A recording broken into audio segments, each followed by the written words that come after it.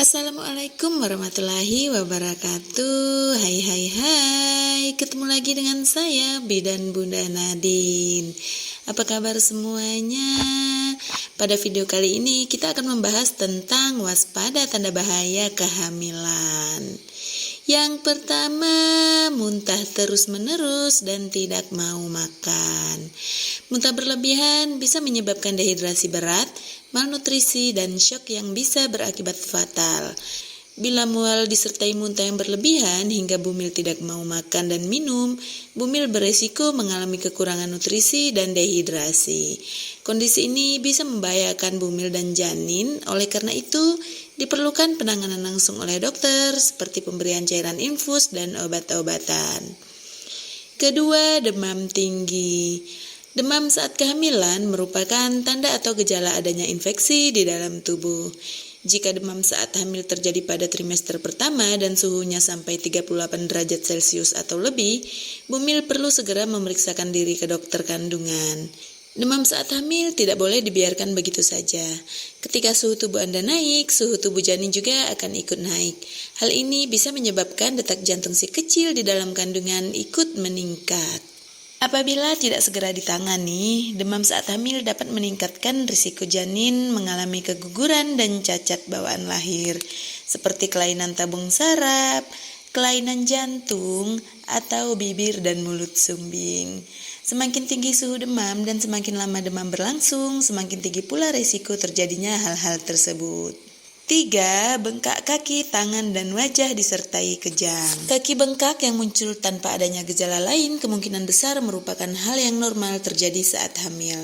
Meski demikian, harus diwaspadai jika disertai dengan gejala berikut. Pembengkakan juga muncul di bagian tubuh lain seperti di tangan, wajah, dan sekitar mata. Pusing atau sakit kepala, mata berkunang-kunang, gangguan penglihatan, nyeri perut, hingga sesak nafas.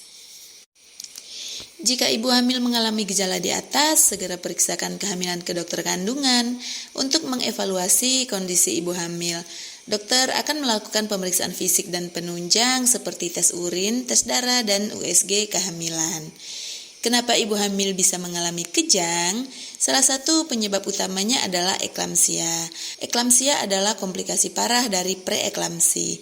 Ini adalah kondisi yang jarang tetapi berdampak serius di mana tekanan darah tinggi menyebabkan kejang selama kehamilan. Keempat, air ketuban keluar sebelum waktunya. Air ketuban pecah sebelum waktunya bisa menjadi kondisi yang berbahaya. Bumil perlu tahu apa saja bahaya air ketuban pecah sebelum waktunya.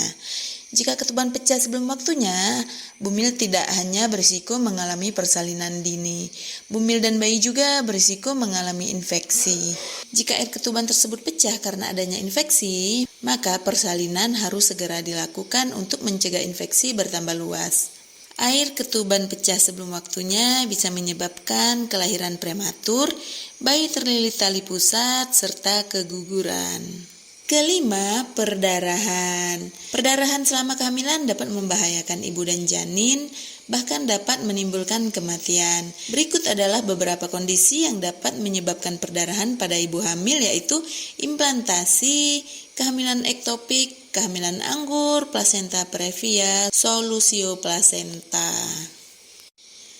Keenam, gerakan janin berkurang. Ada berbagai macam penyebab bayi tidak bergerak dalam kandungan seperti biasanya. Penurunan frekuensi dan intensitas gerakan ini bisa saja tidak berbahaya, tetapi terkadang juga menjadi pertanda adanya masalah pada janin ibu hamil. Beberapa penyebab janin tidak bergerak aktif seperti biasanya yaitu karena pertumbuhan bayi melambat, masalah rahim atau plasenta, leher terlilit tali pusat. Demikian informasi dari saya, semoga bermanfaat. Terima kasih. Wassalamualaikum warahmatullahi wabarakatuh.